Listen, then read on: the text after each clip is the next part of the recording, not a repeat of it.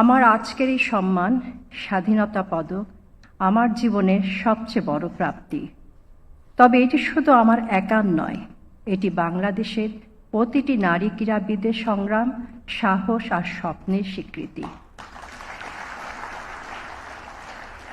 স্বাধীনতার পর যখন আমাদের দেশে পর্যাপ্ত ক্রীড়া অবকাঠামো বা সুযোগ সুবিধা ছিল না, তখন থেকেই ক্রীড়াঙ্গনে আমার যাত্রা শুরু।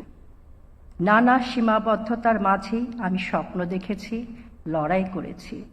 সেই পথ চলায় আমি টেবিল টেনিসে 16 বার জাতীয় চ্যাম্পিয়ন হওয়ার সৌভাগ্য অর্জন করেছি,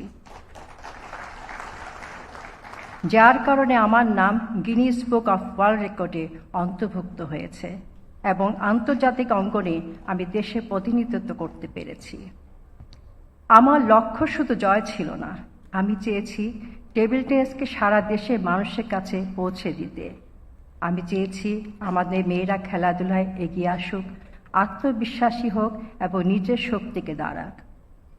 আজ যখন দেখি বাংলাদেশে মেয়েরা খেলাধুলা, শিক্ষা, বিজ্ঞান, কর্পোরেট জগৎ সবখানেই অসাধারণ সাফল্য অর্জন করছে, তখন মনে হয় আমার এই দীর্ঘ সংগ্রাম বৃথা যায়নি।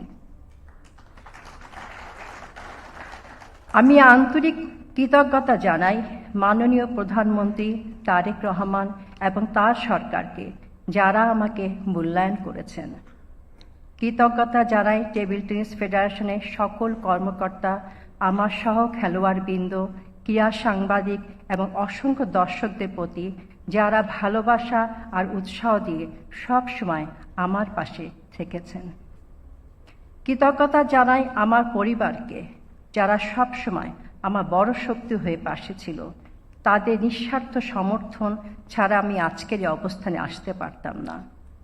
আজকের এই সম্মান আমাকে নতুন করে আরও উজ্জীবিত করেছে। আমি বিশ্বাস করি আমাদের মেয়েরা একদিন বিশ্ব মঞ্চে আরও বড় জয় নিয়ে আসবে। আমার এই দীর্ঘ পথ চলা যদি তাদের জন্য সামান্য অনুপ্রেরণা হয়ে থাকে, তাহলেই আমার এই অর্জন সার্থক হবে বলে মনে করি।